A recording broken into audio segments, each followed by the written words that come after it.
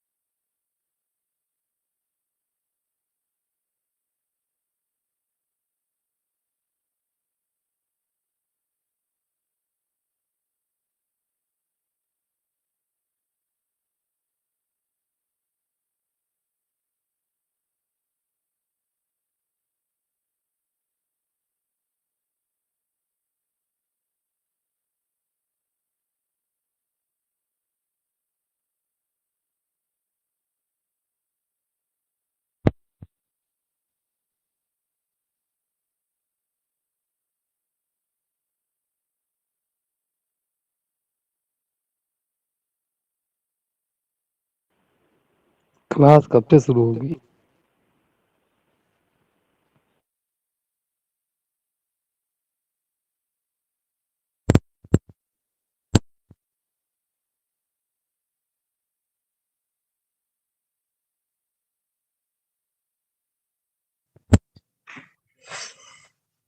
जब तक 500 पूरे नहीं हो जाएंगे। धन्यवाद।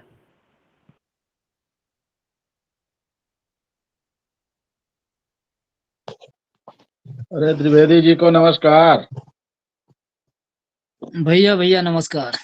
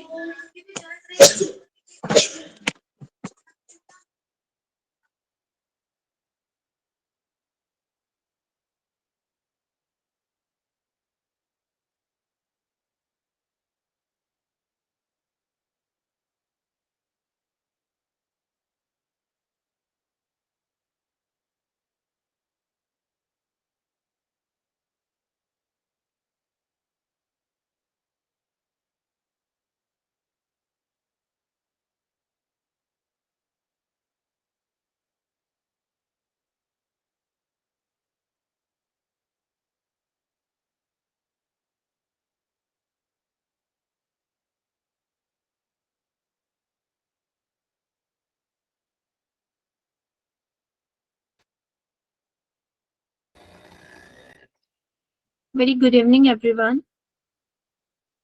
सॉरी थोड़ा सा मुझे लेट हुआ। उसके लिए मैं माफी चाहती हूँ। मेरी वजह से जो सबको परेशानी भी हुई है, थोड़ा वेट करना पड़ा है। चलिए अब जो है हम बिना किसी देरी के स्टार्ट करते हैं। Yes sir, good evening good evening.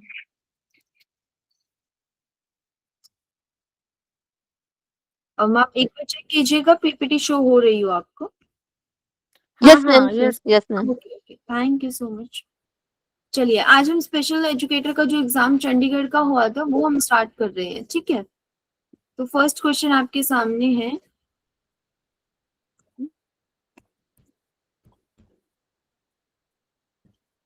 Okay चलिए, सीखने की अक्षमताओं के कारणों पर व्यापक रूप से शोध किया गया है।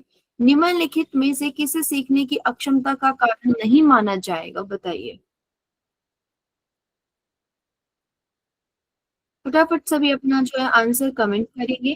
टाइम की चिंता नहीं करें, जो 10 मिनट एक्स्ट्रा हमें लगे हैं वो मैं आपको कवर करवा दूंगी। 10 मिनट लेट तक क्लास कर लेंगे। हमारे पास जो आंसर आ रहे हैं वो आ रहे हैं ए और बी।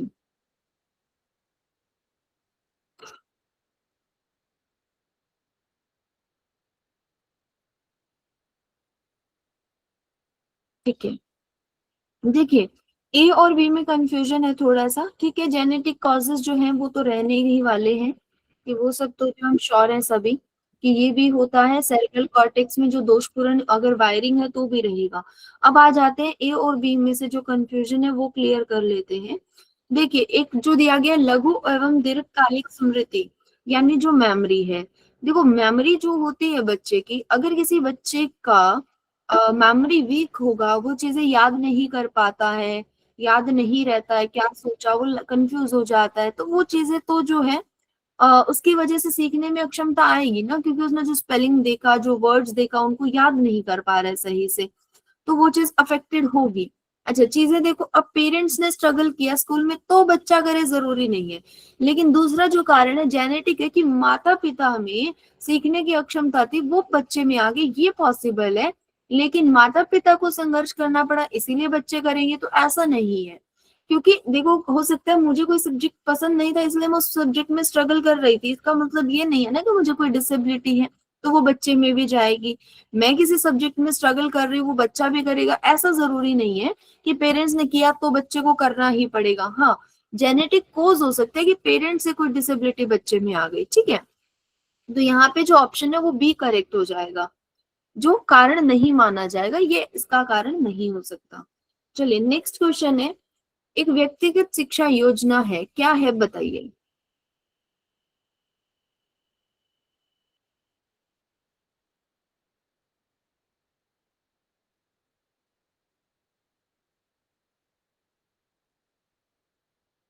कमेंट कीजिए फास्ट।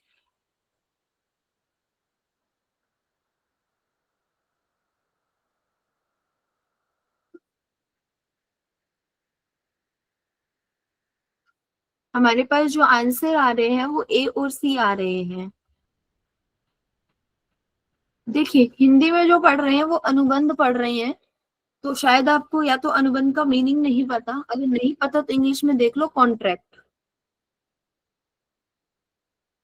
तो अब बताओ क्या आईईपी कोई कॉन्ट्रैक्ट है क्या?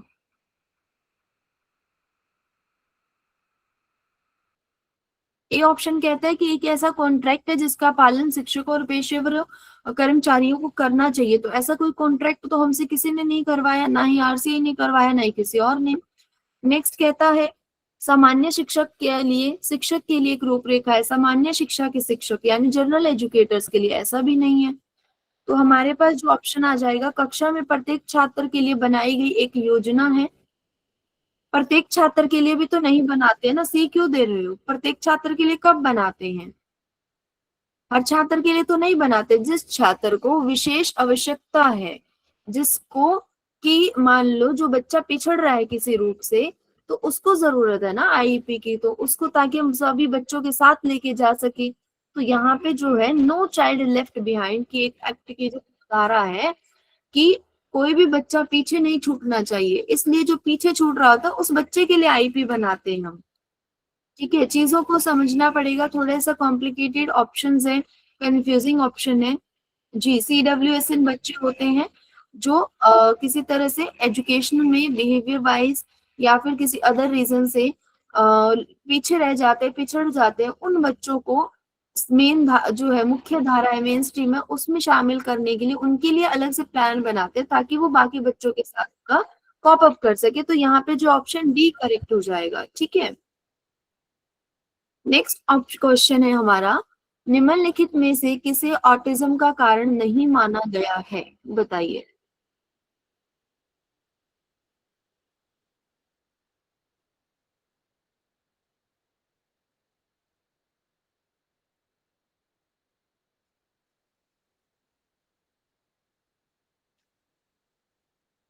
जी बहुत बढ़िया, वेरी गुड।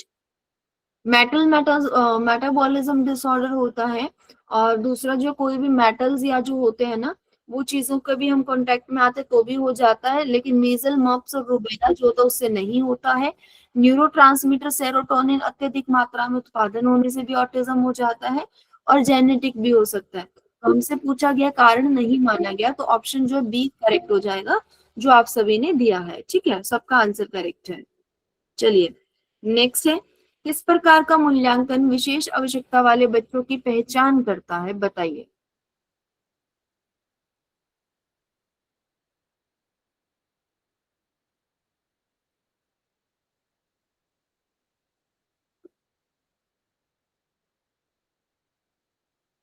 कुछ लोग सी आंसर कर रहे हैं, कुछ लोग डी कर रहे हैं, कुछ लोग बी भी कर रहे हैं।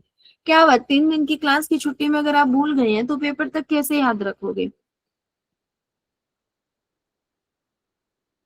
मुझे लगता है पेपर में तो पूरा उल्टा सीधा कर दोगे ऐसे करोगे तो। देखो पहचान करनी है ना, आइडेंटिफाई करना है। तो आइडेंटिफाई तो डायग्नोस करता है ना, निदानात्मक जो मूल्यांकन होता है, किसी चीज का निदान कर रहे हैं हम। निदान कहाँ करते हो? निरंतर तो लर्निंग के लिए, सीखने के लिए करते हैं। जो निरंतर वाला ही निर्माणात्मक है। ठीक है, और योगात्मक जो है अंतिम, जो साल के अंत में होता है। तो किसी बच्चों की पहचान, जैसे कि हमने ऑटिज्म की पहचान करनी है या हमने लर्निंग डिसेबिलिटी की पहचान करनी है, तो वो इवैल्यूएशन क्या कहलाता है? वो डायग्नोस्टिक कहलाता है, निदानात्मक मूल्यांकन कहलाता है। तो हमारा जो ऑप्शन है सी करेक्ट है। तो बहुत इजी क्वेश्चन था। ठीक है, चलिए सही कर लीजिए, जिस जिसका भी गलत हुआ है एक बार सही कर लीजिए। कि निदानात जो किसी प्रकार का मूल्यांकन विशेष आवश्यकता वाले बच्चों की पहचान करता है, तो वो डायग्नोस्टिक मूल्यांकन होता है, सी ऑप्शन। ठीक है, चलिए नेक्स्ट क्वेश्चन है। क्वेश्चन थोड़ा ध्यान से पढ़िए, आराम से चलेंगे, डोंट वरी। पाठ्यक्रम आधारित मूल्यांकन मुख्य रूप से छात्रों के बारे में जानकारी प्रदान करता है।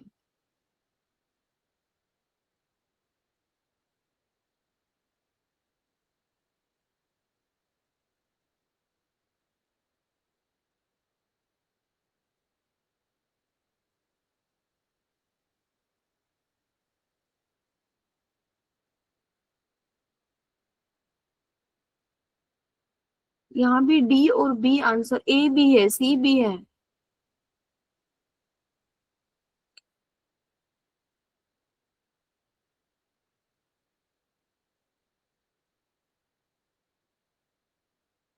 बहुत कंफ्यूजिंग आंसर आ रहे हैं, इतना कंफ्यूज मत होइए। चलिए क्वेश्चन को पढ़ते हैं, फिर आप आंसर बताइएगा। एक सेकंड देखिए, पाठ्यक्रम आधारित मूल्यांकन है, जो करिकुलम बेस्ड है, जो हमारा सिलेबस है, करिकुलम है ना, उससे, तो उस करिकुलम में से मूल्यांकन कर रहे हैं। और हमें जो मूल्यांकन होगा वो क्या बताएगा, छात्रों के बारे में कैसी जानकारी देगा, वो आपको बताना है। क्या वो विशेष सेवाओं के लिए पात्रता बताएगा बच्चों की, क्या वो शैक्षणिक कौशल प्राप्त करने में क्या प्रगति हुई है वो बताएगा, या भावी शैक्षणिक सफलता के लिए योग्यता बताएगा, या फिर शैक्षणिक उपयोग के लिए सहायक प्रौद्योगिकी का उपयोग करने की क्षमता बताएगा। आपके पास जो करिकुलम है उसका टेस्ट हो रहा है, पेपर हो रहा है, वो क्या बताता है हमें? समेटिव पूछ रहे हैं ये, समेटिव, ठीक है। समेटिव को क्या बोलते हैं इंग्लिश में, हिंदी में सॉरी, और योगात्मक मूल्यांकन। तो योगात्मक कब करते हैं? देखो, योगात्मक हमें बताता है कि जो चीजें सीखी जा चुकी हैं उसमें प्रोग्रेस कितनी हुई है। कोई पाठ्यक्रम है, आपने क्लास में वो पाठ्यक्रम पूरा कर लिया, अब जो है उस पाठ्यक्रम आधारित पर, मान लो ये सिलेबस दिया हुआ है, एक करिकुलम है, ये पूरा हो गया, इस पर आधारित कोई टेस्ट लिया जा रहा है, तो वो क्यों लिया जा रहा है? ये देखने के लिए ना कि यहाँ पे जो करवाई गई चीजें हैं उसमें बच्चे ने कितना एक्वायर किया, कितना सीख लिया, कितनी प्रगति की है, वो देखोगे ना। विशेष सेवाओं के लिए पात्रता क्यों देखेंगे?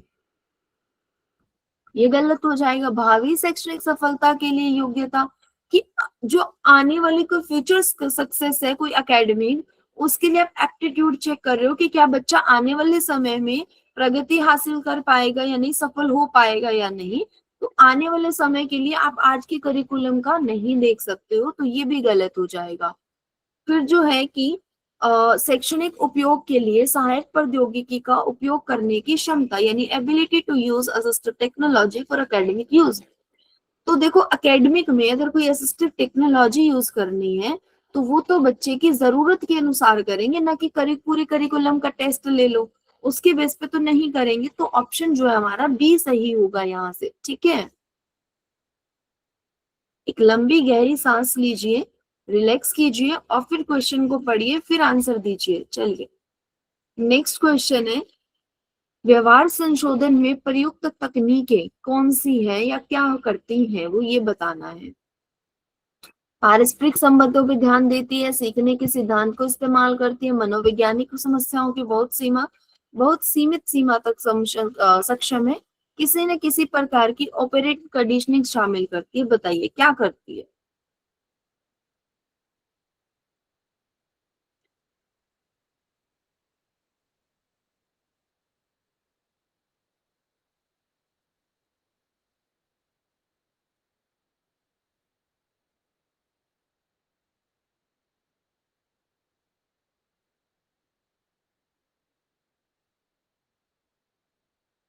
मुझे एक चीज बताइए, कोई बच्चा रोता है, चिल्लाता है, और उसे आप कहेंगे कि रोना चिल्लाना नहीं चाहिए, तो वो क्या सीख लेगा? अगर आप किसी बच्चे को सिखाने, आपने बी आंसर दिया, मोस्ट ऑफ लोगों का आंसर बी आ रहा है, ठीक है। तो देखो बी में क्या है, प्रिंसिपल ऑफ लर्निंग, सीखने का सिद्धांत। आप सिखाओगे और सीख लेगा बच्चा, आप लिख के दे दोगे या आप बोल के बता दोगे कि रोना चिल्लाना बुरी बात है, किसी को मारना बुरी बात है, खुद को मारना बुरी बात है, कोई एडीएचडी ऑटिज्म है, इंटेलेक्चुअल डिसेबिलिटी का कोई बच्चा, उसका कोई बिहेवियर सीख जाएगा क्या? वो नहीं सीखेगा। हम किसी हमने एक स्टोरी पढ़ी है ना, आप सबने, अब तो थ्योरीज पढ़ लिया आपने, पैवलोव की थ्योरी पढ़ लिया आपने, स्किनर की थ्योरी पढ़ ली है। वो सब क्या कर रहे हैं? कंडीशनिंग कर रहे हैं ना, कंडीशन लगाते हैं कि कोई बच्चा रो रहा था, ए सही नहीं है, ए गलत है, डी ऑप्शन सही है, कि किसी न किसी प्रकार की ऑपरेंट कंडीशनिंग शामिल करती है व्यवहार संशोधन। जब भी किसी बच्चे का आप बिहेवियर मॉडिफाई करते हो ना, तो उसमें क्या करना पड़ता है, उस बिहेवियर को चेंज करना पड़ता है, और उस बिहेवियर में हम कंडीशन लगाते हैं किसी न किसी तरह की। फॉर एग्जाम्पल, एक होती है नरेटिव थेरेपी।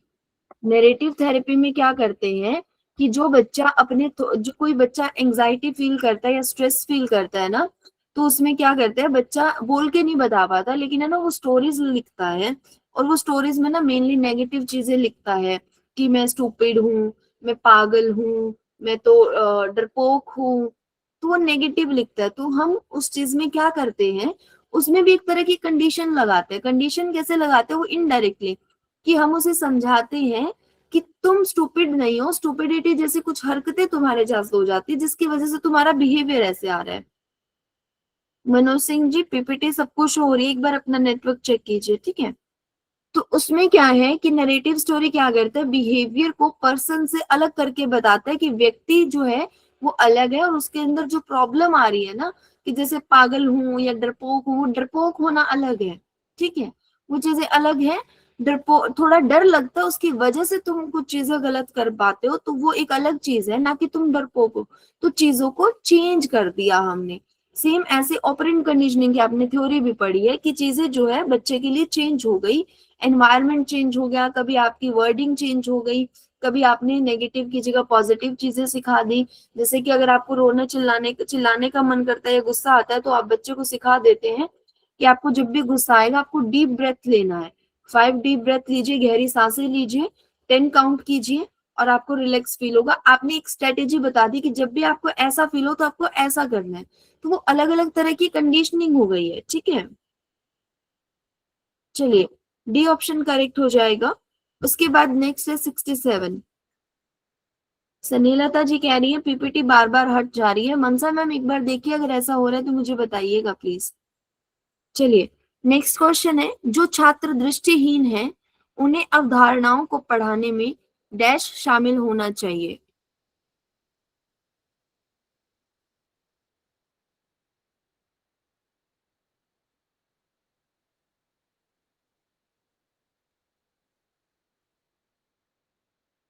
जी बिल्कुल बढ़िया।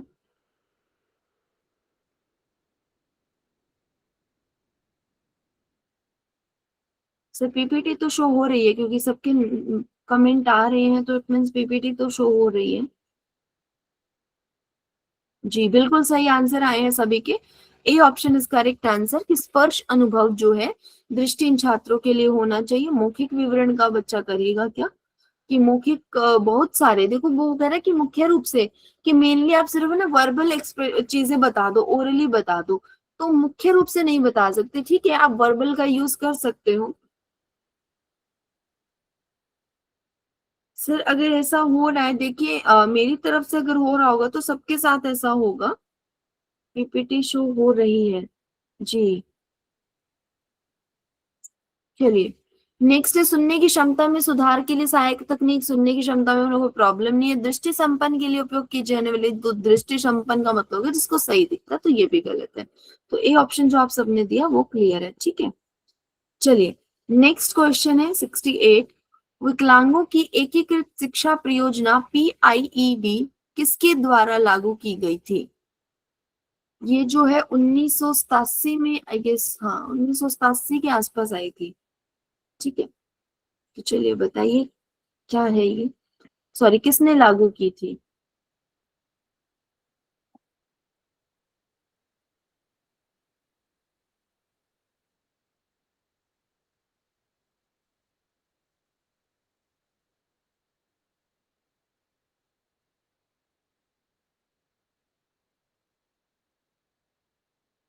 जी ईयर बिल्कुल सही है, 1987 में ही आई थी। एनसीईआरटी ने किया था, ये हमने नहीं पढ़ा है, तो ये मैं बता देती हूँ। जी कोई बात नहीं। चलिए, एनसीईआरटी द्वारा लागू की गई थी ये PIED, विकलांगों की एकीकृत शिक्षा परियोजना, 1987 में national council of education research and training के द्वारा लागू की गई थी, ठीक है। चलिए, नेक्स्ट क्वेश्चन है 69। निम्नलिखित में से कौन सीखने के लिए सार्वभौमिक डिजाइन का सिद्धांत नहीं है। यूडीएल का प्रिंसिपल कौन सा नहीं है, ये बताना है।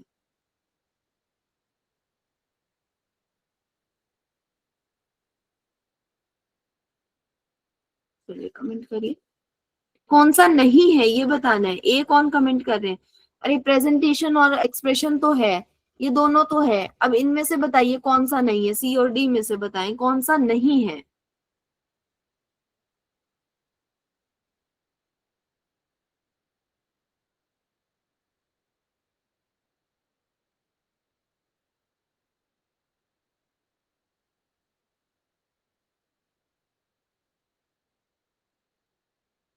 जी बिल्कुल सही, बढ़िया। ज्यादातर आंसर जो सी आ रहे हैं वो सही है, और कुछ एक लोगों ने जो डी आंसर दिया वो अपना आंसर करेक्ट कर लें।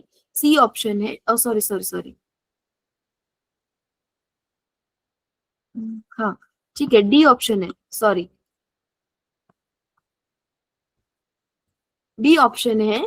और डी ऑप्शन क्यों है ये भी बता देती हूँ।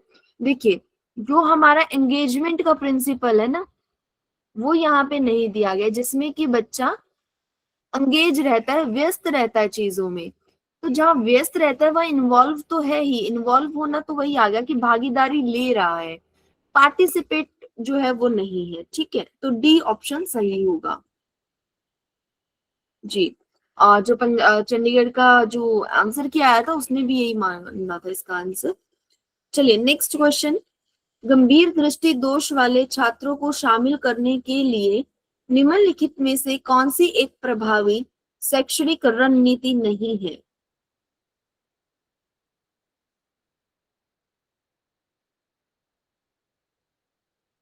नहीं है वाला बताना है। एक प्रभावी शैक्षणिक रणनीति नहीं है।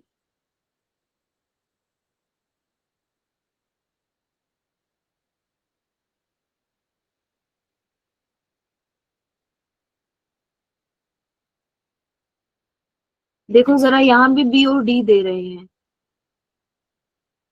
जो बच्चा देख नहीं सकता उसके लिए आप साफ और स्पष्ट नहीं बोलोगे क्या? बोलना पड़ेगा ना आपको। अगर मुझे नहीं दिखेगा तो मैं सुनकर सीखूंगी, तो साफ और स्पष्ट तो बोलना पड़ेगा।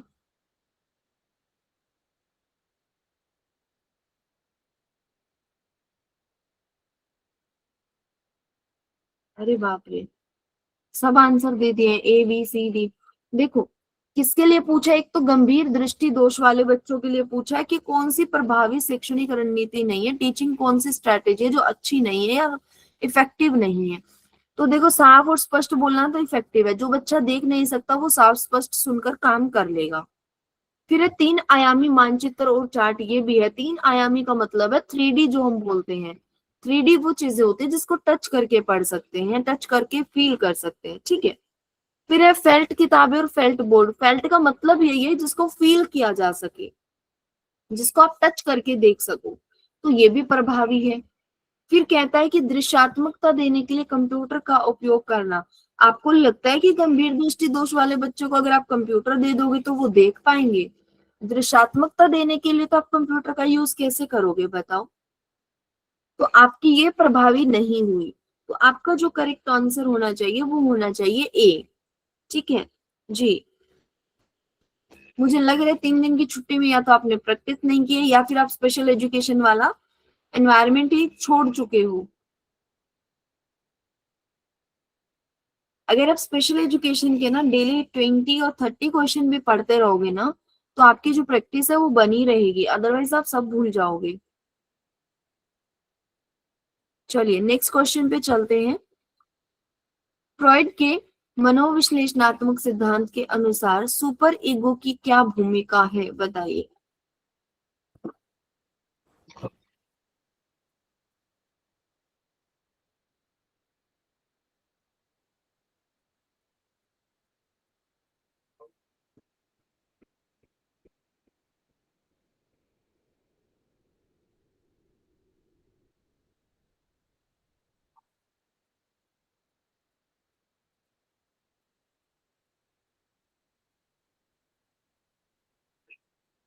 जी बिल्कुल सही। यह नियमों और निषेधों को स्थापित करता है, हमें बताता है कि हमारे इन आवेगों को खत्म करने के लिए अपराध बोध का उपयोग करके क्या करना चाहिए। रूल और प्रोहिबिशन बताता है, और ये बताता है सही चीजें करने के लिए। ठीक है जी, बिल्कुल सही, ए ऑप्शन जो है करेक्ट आंसर है। नेक्स्ट पे चलते हैं। सो पीपीटी शो हो रही है वीएन गर्ग जी, हो सकता है कि आपके पास नेटवर्क क्लियर ना हो, इस वजह से कट रहा हो, क्योंकि मोस्ट ऑफ लोगों को अगर शो हो रही है तो किसी एक दो को जो प्रॉब्लम आ रही है वो आपके नेटवर्क में हो सकती है। विलुप्ति क्या है ये बताइए।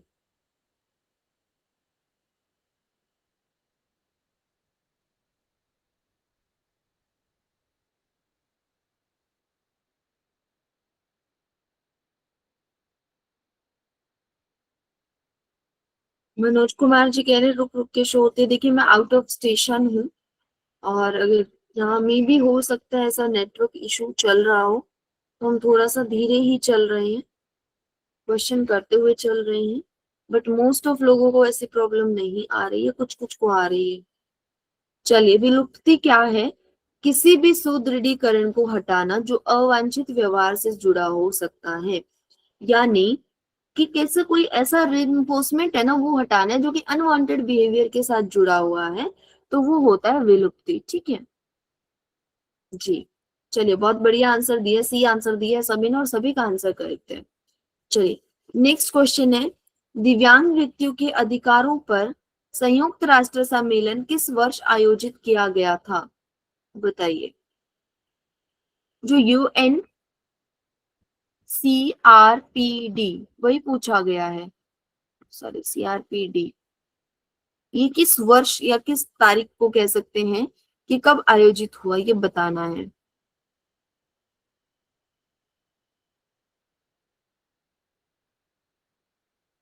जी, बहुत बढ़िया आंसर दिए हैं सभी ने, 13 दिसंबर 2006। वेरी गुड, बहुत बढ़िया, सी ऑप्शन जो है करेक्ट आंसर है। गुड। चलिए, नेक्स्ट हम चलते हैं क्वेश्चन नंबर 74 पे। हाँ जी, वेरी गुड, बहुत बढ़िया आंसर दिया है। अब नेक्स्ट क्वेश्चन पे हम आ रहे हैं कि साक्षात्कार और मेलिंग जैसी विधियां डेटा संग्रह के स्रोत हैं। देखो, एक चीज बता देती हूँ, कोई भी रिसर्च के टाइम जब, अगर ये शायद टॉपिक हम में से किसी ने अगर नहीं पढ़ा हो तो बता देती हूँ मैं, जब कोई अनुसंधान करते हैं, कोई रिसर्च करते हैं, तो हम डेटा कलेक्ट करते हैं। ठीक है, वो डेटा दो तरह का होता है, तीन तरह का होता है वैसे तो। देखो, एक होता है प्राथमिक, एक होता है माध्यमिक, और एक होता है टर्शरी यानी तृतीय, यानी कहीं और से। तो प्राथमिक में क्या होता है जी, सुन लीजिए पहले, जो एक्सप्लेन कर रही हूँ वो सुन लीजिए, फिर आंसर देना, अदरवाइज आंसर गलत आ रहे हैं। ठीक है, तो सुन लीजिए। तो जो प्राथमिक क्या होता है, जो डायरेक्ट पर्सन से मिला हो।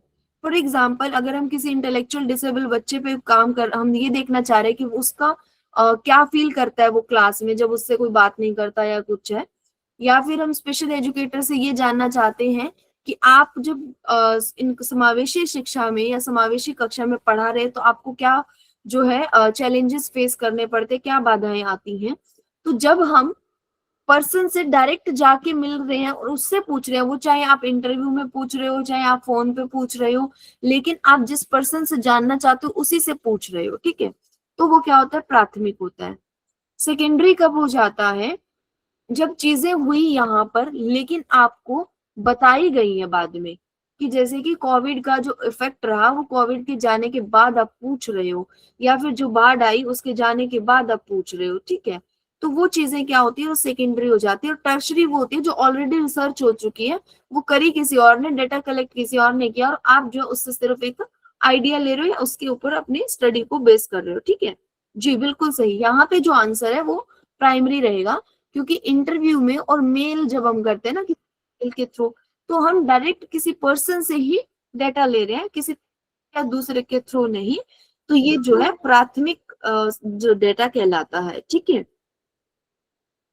रिसर्च में आइए समझ आ गया होगा, प्राथमिक, सेकेंडरी, द्वितीय और तृतीय होते हैं। ठीक है, माध्यमिक, सेकेंड। चलिए, नेक्स्ट जो क्वेश्चन है हमारा 75, निम्नलिखित में से कौन सा शोध विकासात्मक अनुसंधान की श्रेणी में आता है?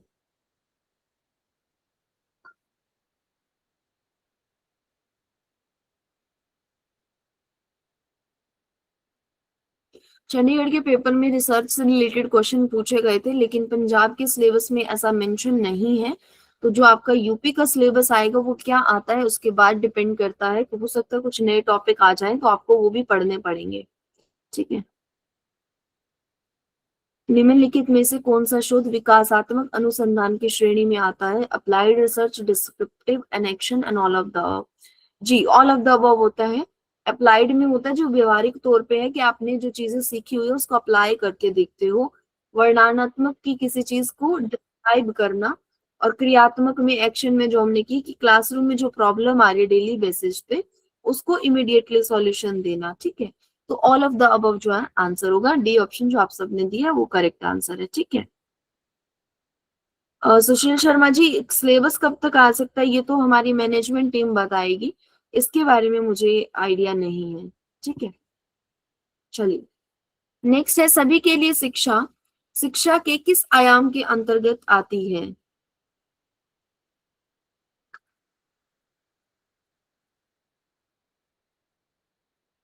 अदर डेटा कहाँ लिखा हुआ है?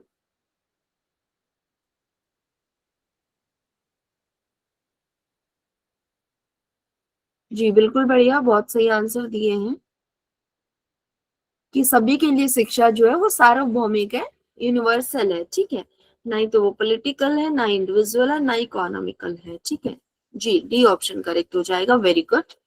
चलिए इसी के साथ हम चलते हैं नेक्स्ट क्वेश्चन पे। निम्नलिखित में से शिक्षा की कौन सी विशेषता सत्य नहीं है?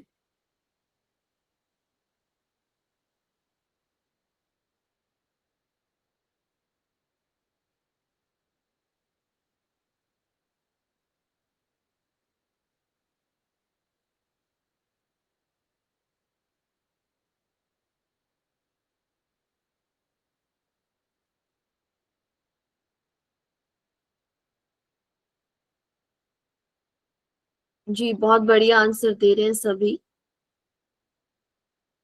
बिल्कुल सही। सी ऑप्शन जो है सभी ने दिया है। जो बीच में एक आधे डी लिख रहे हैं वो एक बार फिर से पढ़ लें डी को और सी को भी, फिर आपको पता लग जाएगा।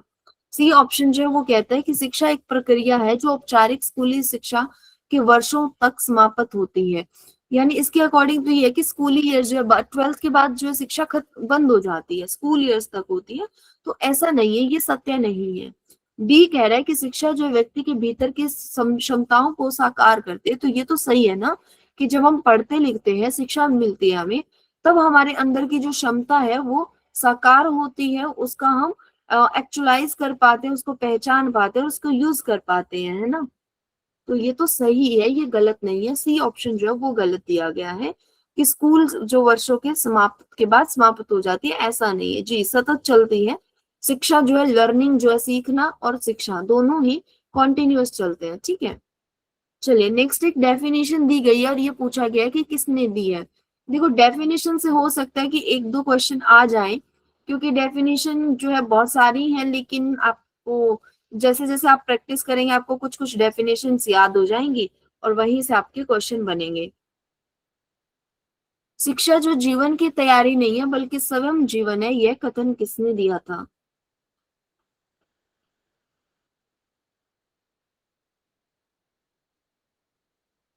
सी ए डी आ चुका है आंसर। चलिए बी का भी वेट कर लेते हैं फिर।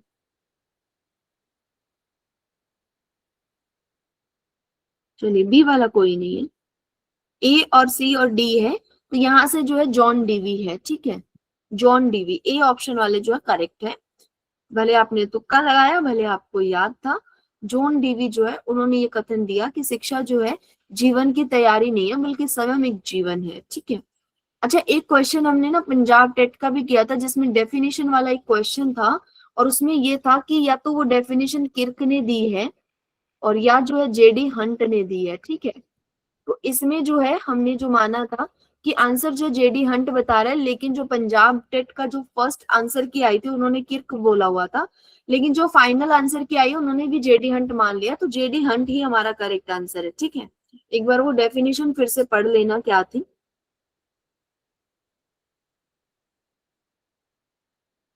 तो इसको ध्यान से पढ़ लेना कि किर्क ने नहीं, वो जेडी हंट ने ही दिया। वो डेफिनेशन जो भी है पीपीटी में जाके देखनी पड़ेगी एक बार, और ये जो जॉन डीवी ने दिया है। ठीक है, चलिए नेक्स्ट क्वेश्चन है, ट्रायसोमी 21 को आमतौर पर किसके रूप में माना जाता है या जाना जाता है?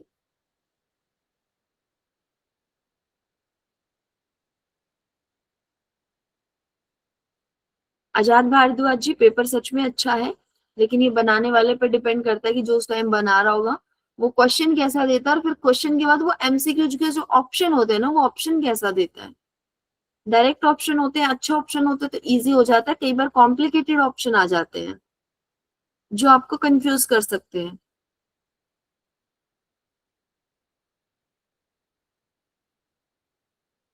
यहाँ भी सी और ए ऑप्शन देने वाले बैठे हैं। ट्राइजोमी 21 कितनी बार हमने पढ़ा है कि डाउन सिंड्रोम है, एमसीक्यूज में भी कर चुके हैं और थ्योरी क्लास में भी कर चुके हैं। डाउन सिंड्रोम को ट्राइजोमी 21 कहा जाता है क्योंकि इसमें 21वें गुणसूत्र में जो है एक जो है एक्स्ट्रा जोड़ा आ जाता है। ठीक है, चलिए नेक्स्ट है, सीखने की प्रक्रिया में निम्नलिखित में से कौन शामिल है, बताइए।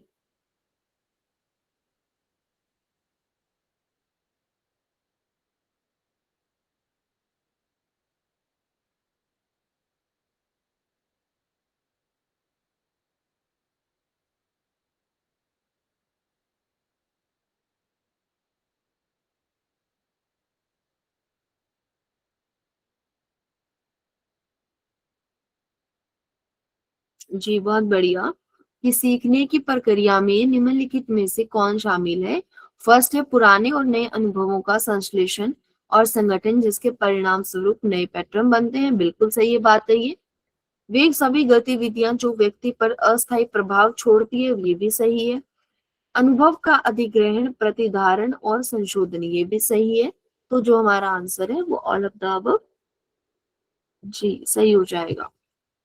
चलिए नेक्स्ट क्वेश्चन है कि शिक्षकों को शिक्षा दर्शन शास्त्र का अध्ययन इसलिए करना चाहिए क्योंकि, क्यों करना चाहिए, एजुकेशनल फिलॉसफी क्यों पढ़ना चाहिए, बताइए।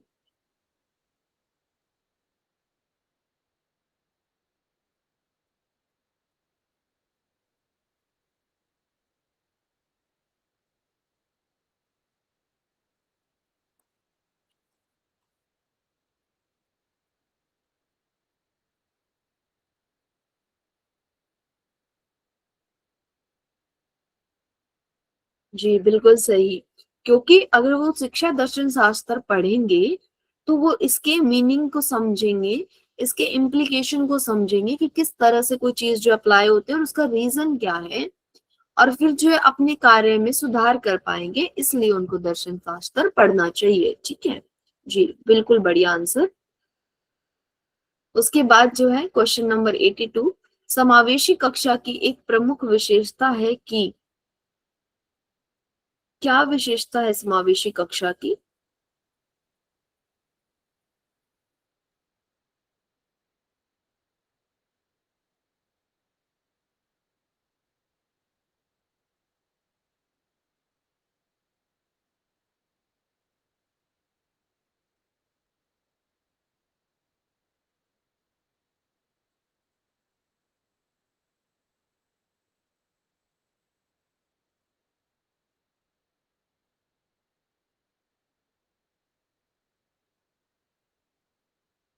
जी बिल्कुल बढ़िया आंसर दिए हैं आप सभी ने। ए ऑप्शन सभी ने जो है आंसर दिया है कि शिक्षक कक्षा में विविधता के दायरे के साथ कक्षा का आयोजन करता है, बिल्कुल सही आंसर है। अब देखिए ये क्वेश्चन जो है थोड़ा सा कंफ्यूजिंग भी था, लेकिन आपने सही से पढ़ा इसलिए आंसर दे पाए। अब दूसरा जो है 20 में ये भी कह रहा है कि शिक्षक विशेष आवश्यकता वाले बच्चों की देखभाल कर सकते हैं। जी देखभाल तो कर सकते हैं, क्योंकि उन्हें अलग क्लास में नहीं भेज रहे, तो इस क्लास में भी उसका जो है देखभाल हो रहा है। शिक्षक विशेष आवश्यकता वाले बच्चों के प्रति सहानुभूति भी दिखाते हैं, सहानुभूति तो नहीं दिखाते, ये वाला गलत है। शिक्षक CWSN की सहायता के लिए पेशेवरों की मदद लेते हैं, ये भी सही है, लेकिन समावेशी कक्षा पे फोकस करना है हमें। देखो आंसर जो है बाकी भी पॉजिटिव है, लेकिन जो इंक्लूसिव क्लासरूम है उसका मेन फीचर ये है कि विविधता के साथ होता है, सिर्फ डिसेबिलिटी की बात नहीं है। बाकी भी जो भी अंतर है अलग अलग बच्चों के, जो भी उनमें डिफरेंसेस है, उन सबके साथ जो क्लास होती है। ठीक है, चलिए नेक्स्ट है कि मानसिक स्वास्थ्य अधिनियम किस वर्ष में पेश किया गया, बताइए।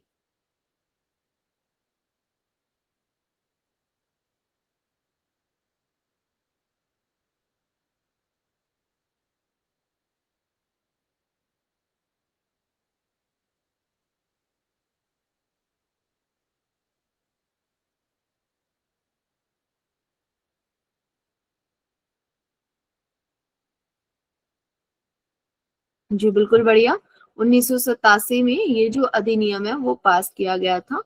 जी चलिए नेक्स्ट क्वेश्चन, एक रचनात्मक छात्र की पहचान निम्नलिखित में से किस क्रिया द्वारा की जा सकती है, बताइए।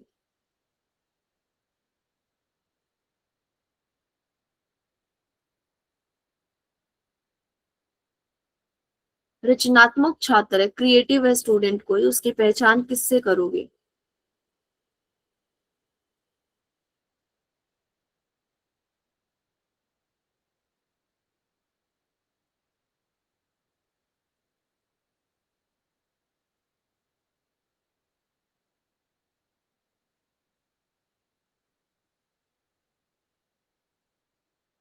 चलिए नॉर्मली एक बार लिखिए जरा कि क्रिएटिव बच्चा कौन होता है। अगर आपसे पूछा जाए क्या बच्चा कैसा सॉल्यूशन देगा, बताओ। किसी प्रश्न का सही उत्तर देना तो जो क्रिएटिव नहीं हो सकता, ठीक है। दूसरों से बहस करना भी नहीं हो सकता। ऑप्शन बचे बी और डी, जिसमें आपको कंफ्यूजन है थोड़ा, ठीक है। अब देखिए, किसी समस्या का व्यवस्थित समाधान या मौलिक विचार। अब कोई प्रॉब्लम है, व्यवस्थित देखो कि मान लो प्यास लगने पे पानी पिया जाता है, ये चीजें तो है जो फिक्स है ना। अगर किसी बच्चे ने मैंने बोला मुझे प्यास लगी है मैं क्या करूं, और मुझे कोई आंसर दे दे कि पानी पी लो, वो तो व्यवस्थित है, पता है सबको प्यास लगने पे पानी पी जाती, तो उसमें क्या रचनात्मक हुआ? जी अमित जी, बी आंसर सही है कि मौलिक विचार जो है व्यक्त करना, ओरिजिनल आइडिया जो जरा हट के हो बाकी चीजों से। व्यवस्थित समाधान का मतलब है जो चीजें पॉसिबल हैं, जो ऑलरेडी होती हैं, वो चीजें, यानी लर्निंग की हुई है, उसने सीख रखा है कि ऐसा होने पे ऐसा किया जाना चाहिए, तो वो जो है लर्निंग से अपना आंसर दे रहा है, तो वो क्रिएटिव नहीं है। वो अपने माइंड से प्रॉब्लम का जो है सॉल्यूशन दे रहा है, वो क्रिएटिव बच्चा होगा। तो जो ऑप्शन बी है वो हमारा करेक्ट आंसर होगा, ठीक है। जिस किसी को भी बाकी ऑप्शंस में डाउट था वो यहाँ पर अपना जो है क्वेश्चन सही करे।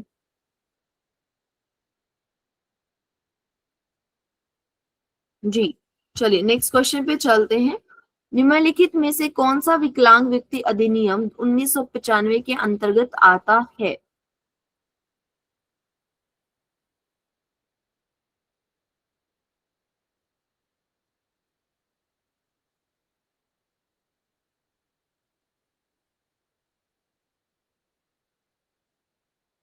ऑटिज्म, जो ए आंसर दे रहा है वो ये बताना ऑटिज्म किस में ऐड हुआ था, आपने पढ़ा नहीं है? इंटेलेक्चुअल जो मेंटल रिटार्डेशन है, इंटेलेक्चुअल डिसेबिलिटी, क्या वो 1995 पीडब्ल्यूडी एक्ट में नहीं था जो आप ए आंसर दे रहे हैं? जी बिल्कुल सही, सी ऑप्शन करेक्ट है कि मेंटल रिटार्डेशन था। ऑटिज्म तो बाद में ऐड हुआ है ना, इसमें 2016 में ऐड हुआ है।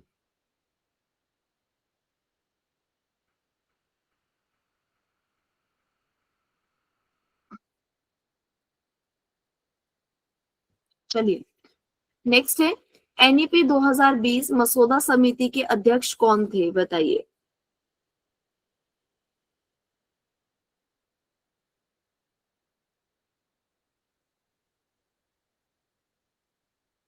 ये तो काफी रिसेंट एक्ट है हमारा, पॉलिसी है सॉरी, तो ये तो सबको पता है क्योंकि न्यूज में काफी चीजें चली थी। जी बिल्कुल सही, मोस्ट ऑफ जो आंसर है 90% सही आ रहे हैं, लेकिन कुछ कुछ लोग हैं जो गलत भी दे रहे हैं, कंफ्यूज है थोड़ा सा। जी बिल्कुल सही, डॉक्टर के कस्तूरी रंगन जो थे, कस्तूरी रंगन या कस्तूरी रंजन, इन जो ये थे समिति के अध्यक्ष थे, ठीक है। चलिए क्वेश्चन पे चलते हैं। 87 है क्वेश्चन नंबर। डैश का सुझाव है कि किसी निप्पा या सीटीई, एनसीईआरटी आदि जैसे राष्ट्रीय महत्व के संस्थानों को मजबूत किया जाना चाहिए। इन संस्थानों को मजबूत करने का जो सुझाव है वो किसने दिया?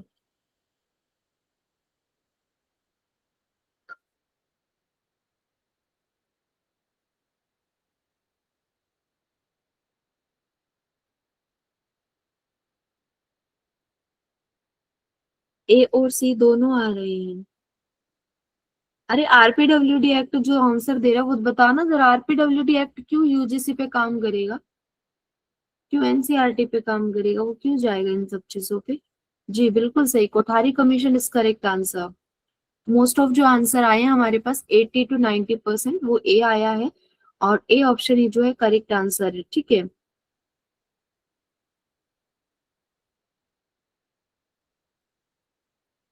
चलिए नेक्स्ट क्वेश्चन है, स्मृति स्तर एवं समझ स्तर के शिक्षण मॉडल के वाक्य विन्यास में कौन सा चरण प्रमुख है?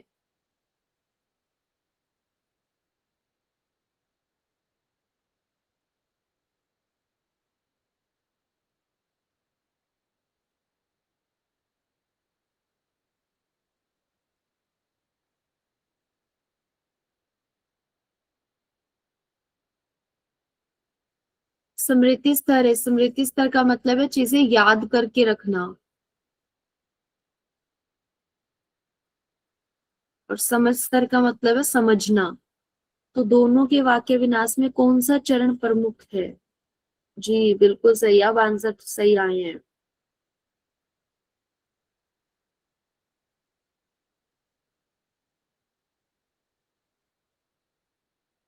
देखिए, बच्चा चाहे याद करे चाहे उसको समझे, लेकिन जो प्रेजेंटेशन है, प्रस्तुति की किसी चीज को, किसी टॉपिक को प्रस्तुत कैसे किया गया है, वो इम्पोर्टेंट है ना।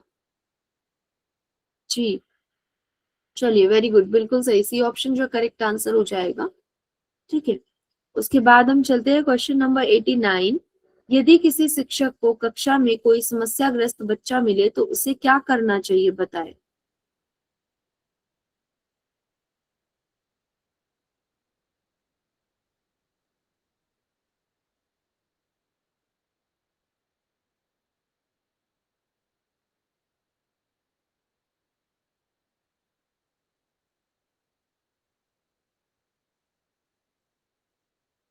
ये कौन है जो घर भेज देंगे बच्चे को और माता पिता से बात करेंगे?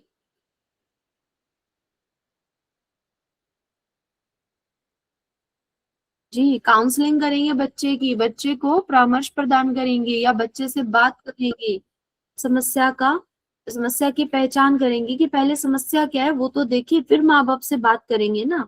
सीधा थोड़ी कि तुम्हें कोई प्रॉब्लम है तुम घर जाओ फिर हम माँ बाप से बात कर लेंगे, अच्छा क्या प्रॉब्लम थी आपके बच्चों को, ऐसे थोड़ी करेंगे। ठीक है, चलिए नेक्स्ट क्वेश्चन है, क्वेश्चन नंबर 90। अभिगम्यता का अर्थ निम्नलिखित में से किस तक समान पहुंच है?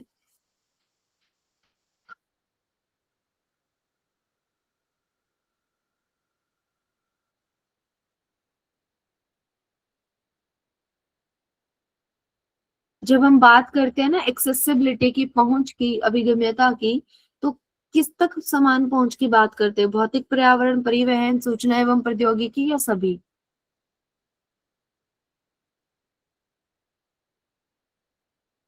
जी बिल्कुल सही, सभी की। हम जो है बच्चे को जब बात करते हैं ना पहुंच देने की, तो सब चीजों तक इक्वल पहुंच देने की बात करते हैं। ठीक है, तो ऑप्शन डी जो हमारा करेक्ट आंसर हो जाएगा। ठीक है, चलिए नेक्स्ट क्वेश्चन नंबर 91। आरपीडब्ल्यूडी अधिनियम 2016 के अनुसार आरक्षण प्रतिशत क्या है? 6, 5, 4, 3?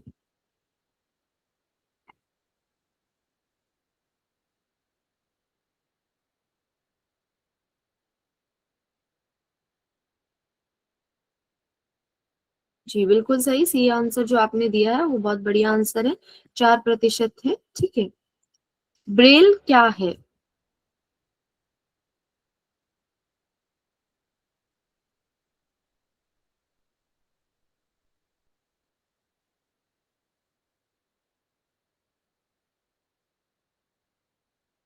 बिल्कुल सही, नेत्रहीनों के लिए पढ़ने लिखने की प्रणाली है।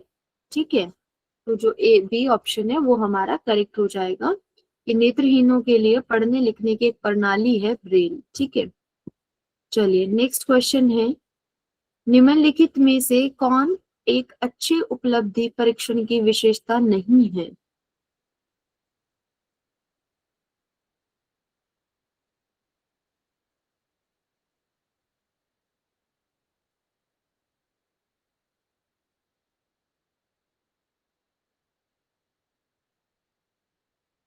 जी बिल्कुल सही, बहुत बढ़िया, डी आंसर जो हमारा करेक्ट हो जाएगा, कि जो परीक्षण उपलब्धि परीक्षण है वो कैसा होना चाहिए?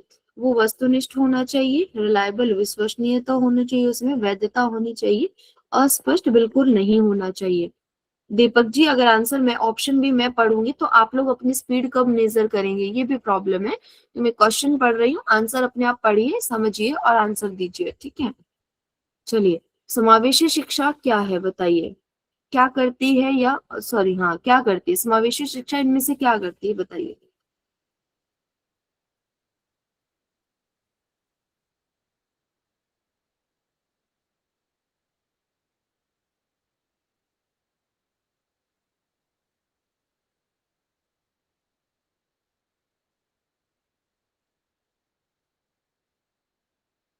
बिल्कुल सही आंसर दिया है सभी ने, कि समावेशी कक्षा जो है कक्षा में विविधता को प्रोत्साहित करती है। बहुत बढ़िया आंसर है, डी ऑप्शन जो हमारा करेक्ट हो जाएगा, ठीक है। चलिए, नेक्स्ट क्वेश्चन है, निम्नलिखित में से कौन सा वृद्धि एवं विकास का सिद्धांत नहीं है, बताइए।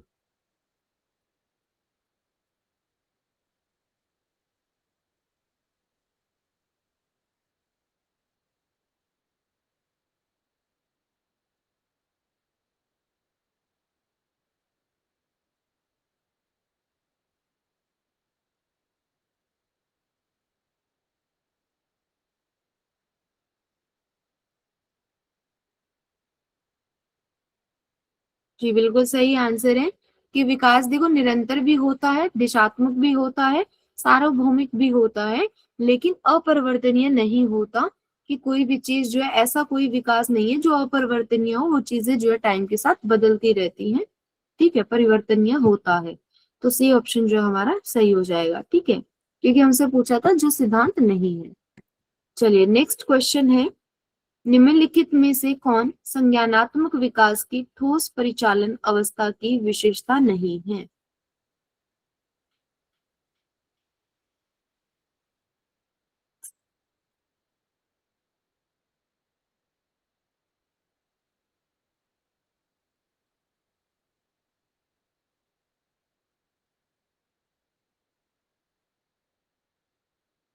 ये जो आपने कंक्रीट ऑपरेशनल स्टेज पढ़ी है ना, उसकी पूछी है कि विशेषता नहीं है।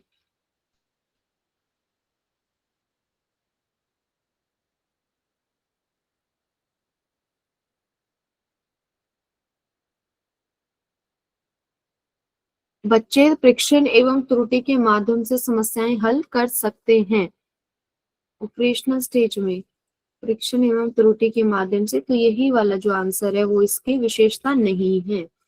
क्योंकि ये बच्चे जो होते हैं संरक्षण कर सकते हैं, वस्तुओं का वर्गीकरण कर सकते हैं, उनको क्रमबद्ध कर सकते हैं, लेकिन परीक्षण एवं त्रुटि के माध्यम से समस्याएं हल नहीं कर सकते, ठीक है।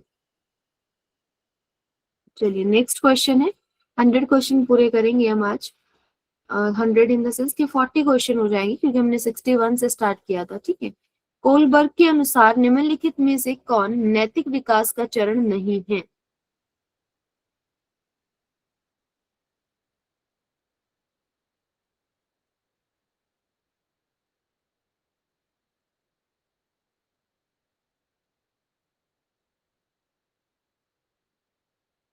जी बिल्कुल बढ़िया आंसर दिए हैं सभी ने, डी ऑप्शन सबका आंसर आया, और डी आंसर ही जो है इसका करेक्ट आंसर है। कि बाकी जो पूर्व परंपरागत परंपरागत स्तर, उत्तर परंपरागत स्तर, ये सब जो है कॉलबर्ग की जो स्टोरी है मोरल डेवलपमेंट, नैतिक विकास, उसके स्टेजेस हैं, लेवल हैं, लेकिन संक्रमण कालीन स्तर उसमें नहीं है, ठीक है। चलिए, नेक्स्ट क्वेश्चन है, कि राष्ट्रीय शिक्षा नीति 2020 के अंतर्गत स्कूली पाठ्यक्रम की अनुशंसित संरचना क्या है।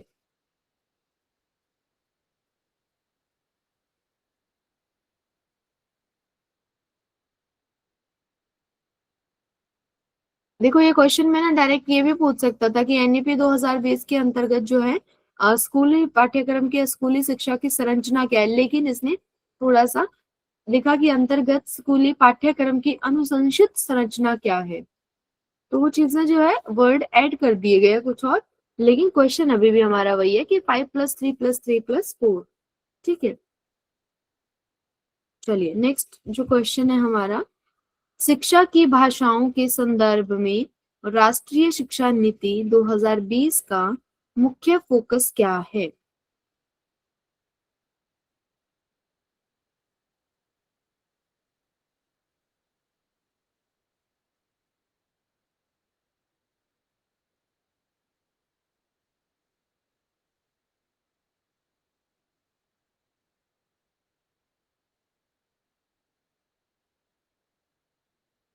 जी बिल्कुल सही आंसर दे रहे हैं, बी सभी ने आंसर दिया है। देखिए एक बार ऑप्शन भी देख लेते हैं। केवल अंग्रेजी को बढ़ावा देना, ऐसा भी नहीं था। कक्षा 5 और उससे आगे तक क्षेत्रीय भाषाओं के उपयोग को प्रोत्साहित करना, बिल्कुल सही है। क्योंकि जो एनईपी है 2020 वो ये कहती है कक्षा 5 तक जो है क्षेत्रीय भाषाओं का यूज होना चाहिए। अगर पॉसिबल है तो उससे आगे भी यूज करो, ठीक है। पाठ्यक्रम से क्षेत्रीय भाषाओं को हटाना, तो ऐसा बिल्कुल नहीं कहा। केवल शास्त्रीय भाषाओं के उपयोग को अनिवार्य देना, बिल्कुल नहीं, ठीक है। चलिए नेक्स्ट क्वेश्चन है, दिव्यांग बच्चों के लिए समावेशी पाठ्यक्रम विकास का उद्देश्य है। क्या उद्देश्य है बताइए।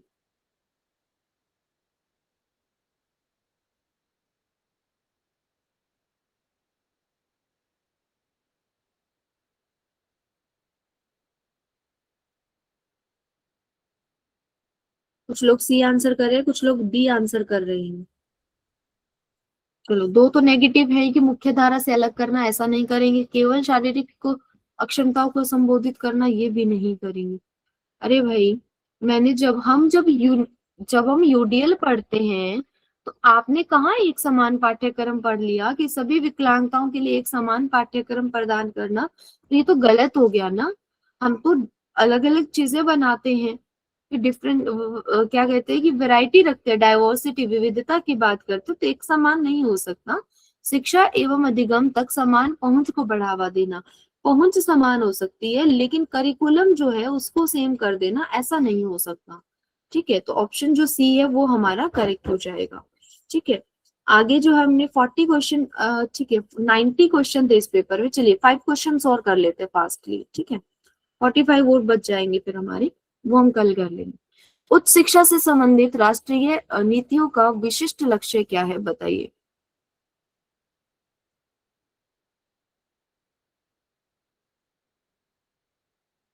उच्च शिक्षा से संबंधित राष्ट्रीय नीतियों का विशिष्ट लक्ष्य क्या है।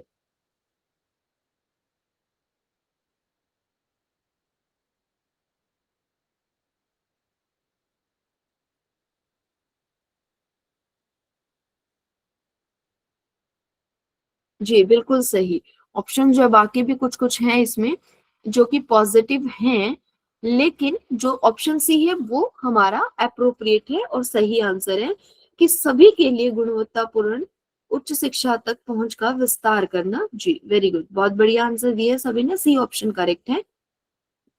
नेक्स्ट, सीडब्ल्यूएसएन के लिए पाठ्यक्रम डिजाइन में निरंतर मूल्यांकन क्यों आवश्यक है।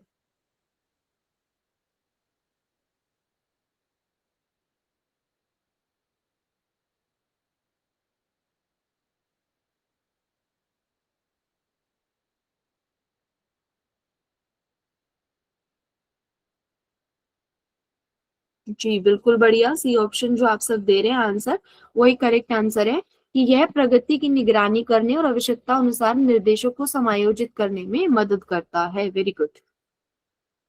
चलिए नेक्स्ट क्वेश्चन है 103, समावेशी शिक्षा शास्त्र में सकारात्मक और समावेशी कक्षा संस्कृति को बढ़ावा देने का सबसे बड़ा महत्व क्या है।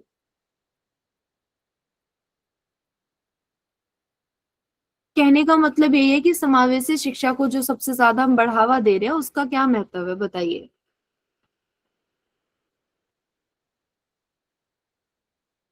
जी बिल्कुल बढ़िया आंसर दिए, सभी ने सही आंसर दिए हैं।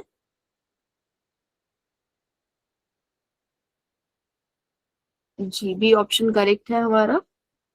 चलिए नेक्स्ट है क्वेश्चन नंबर 104, दिव्यांग बच्चों की पहचान में सिगर जांच की क्या भूमिका है।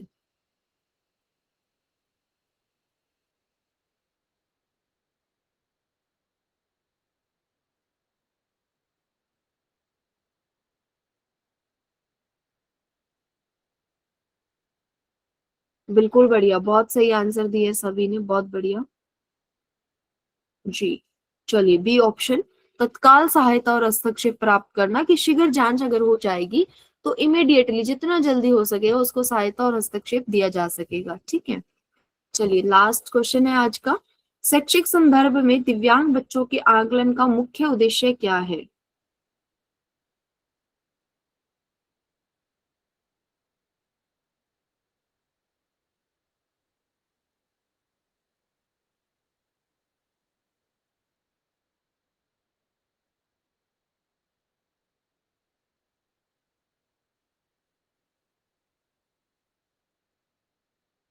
जी बिल्कुल बढ़िया, बहुत सही आंसर।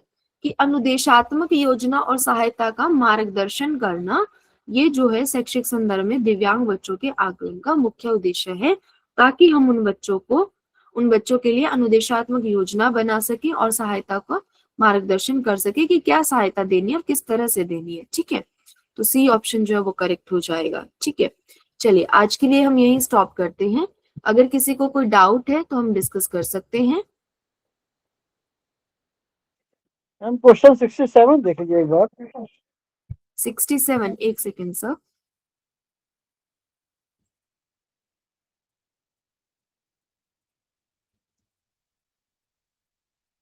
जी सर,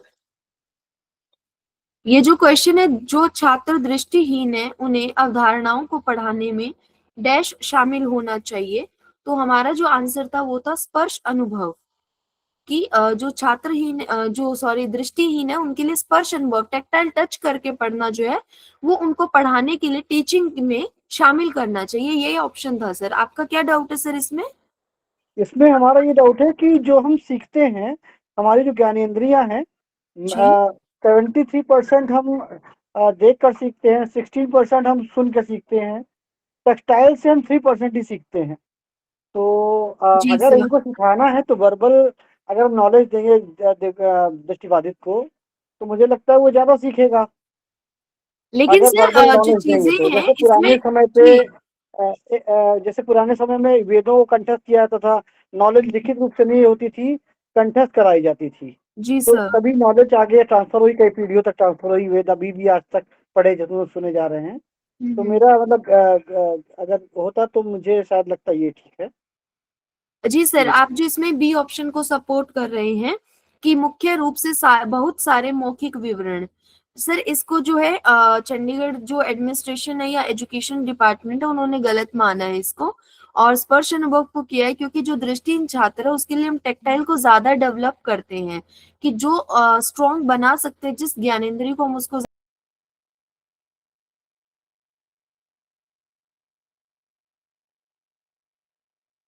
आपकी आवाज चली गई मैम, म्यूट हो गया शायद।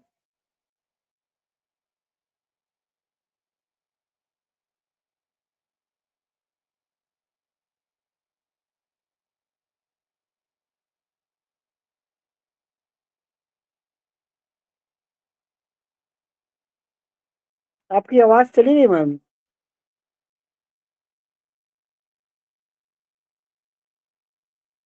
चलिए शायद लेफ्ट हो गई है।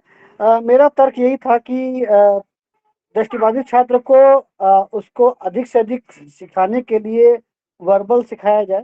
तो ये अप्रोच हो सकता है कि मैं गलत हूँ, लेकिन मुझे अगर आंसर करना होता तो मैं हियरिंग को ज़्यादा प्रेफर करता।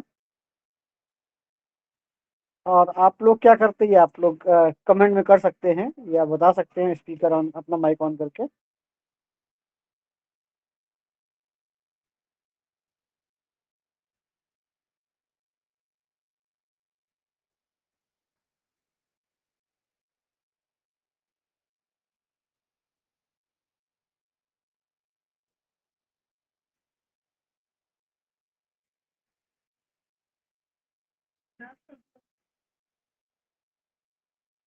अमित जी कहाँ से हैं आप? जरा अपना परिचय दीजिए जरा सा।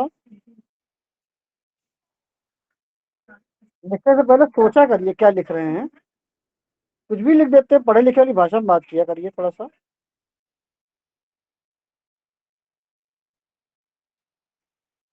ये अमित जी कहाँ से हैं भाई?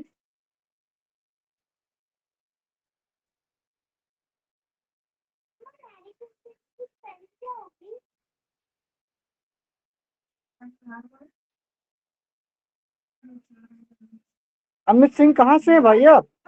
लिखिए किस जनपद से हैं। आपसे फोन पे बात होगी, अपना नंबर भी दे दीजिए।